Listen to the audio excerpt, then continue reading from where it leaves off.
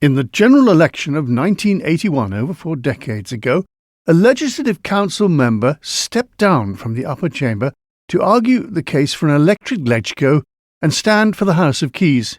Well, Victor Kneale won back his seat in West Douglas. At the same time, in the same constituency, a politician with a long and distinguished career lost his.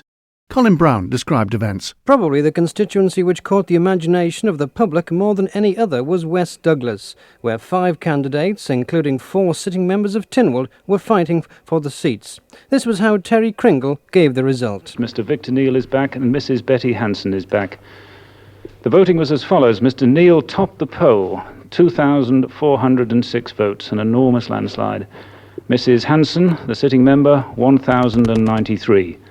The other 3 candidates, Clifford Irving, Independent, 976, Brian Gelling, Independent, 948, Mr. Edward Cameen, Independent, 735.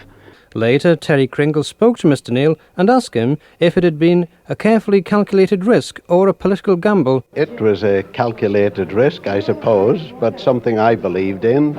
I hope this is encouragement for the rest of the Legislative Council to vote for the bill that I'll be introducing to have them elected also.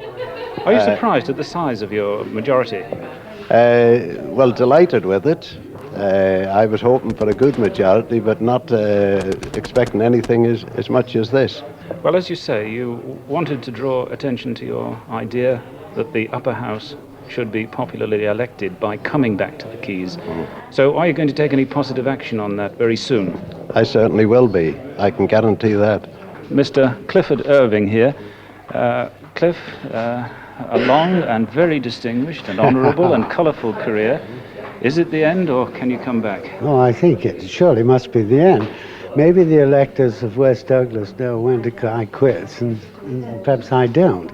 No, I've had a very long time. I've had a good innings, as people say. Was it a mistake shifting constituencies? I don't know. I felt that I'd been involved in the tourist area long enough, and it was time someone else had a go.